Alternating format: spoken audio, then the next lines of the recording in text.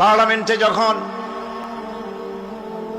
বিদ্যুৎ এবং ট্রানজিট সম্পর্কে কথা হচ্ছিল, আমি সেখানে পরিষ্কার করে বলেছি পার্লামেন্টের ভেতরে যে ভারত আমাদের পরীক্ষিত বন্ধু নয়। তারা আমাদের কাছে পরীক্ষা দিয়ে পাশ করতে পারে নাই। ভারত চিরকাল আমাদের সঙ্গে বিগ ব্রাদার সুলভ আচরণ করেছে, আমাদের সাথে বন্ধু হিসেবে ব্যবহার করতে পারে নাই। সুতরাং তার কাছ থেকে বিদ্যুৎ আমদানি করা এটি একটা বোকামি ছাড়া আর কিছুই হতে পারে না। আমি পার্লামেন্টে বলেছি, বিদ্যুৎ হচ্ছে আত্মার মতো, প্রাণ শক্তির মতো, সভ্যতার প্রাণ শক্তি। বাংলাদেশ যদি হয় দেহ, তো বিদ্যুৎ হচ্ছে তার প্রাণ। প্রাণ তো দেহের ভিতরে থাকলেই প্রাণ বাঁচবে, দেহ বাঁচবে।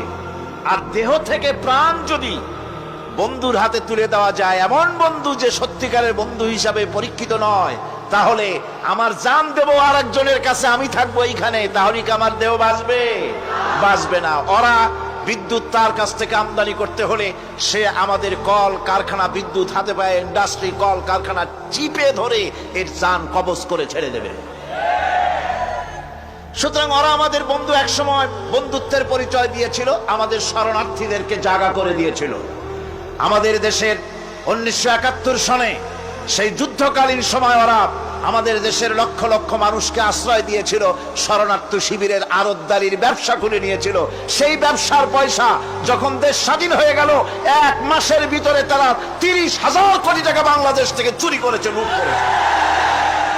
সুতরাং এমন লুটেরা, এমন চোর, এমন শত্রু প্রতিবেশীর কাছ থেকে বিদ্যুৎ আমদানি করা এদেশের মানুষের জন্য, সরকারের জন্য আত্মঘাতী কাজ হবে।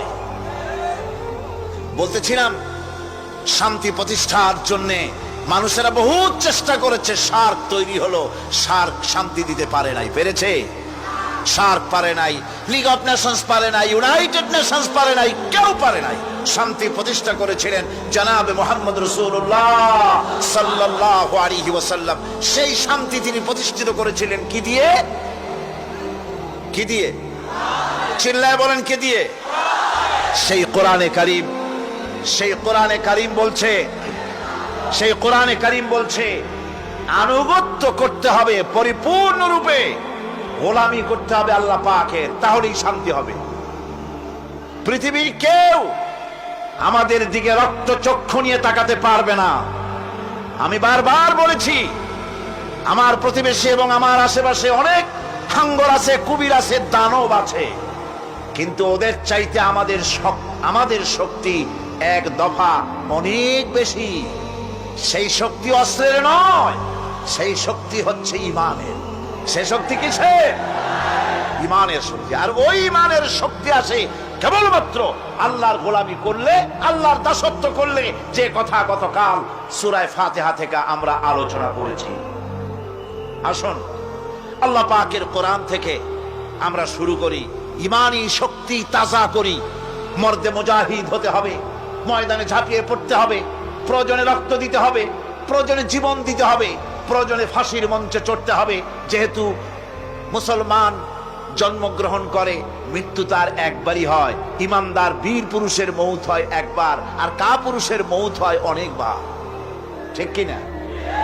ইমানের শক্তি এটা সৃষ্টি হবে গোলামির মাধ্যমে। কিসের মাধ্যমে?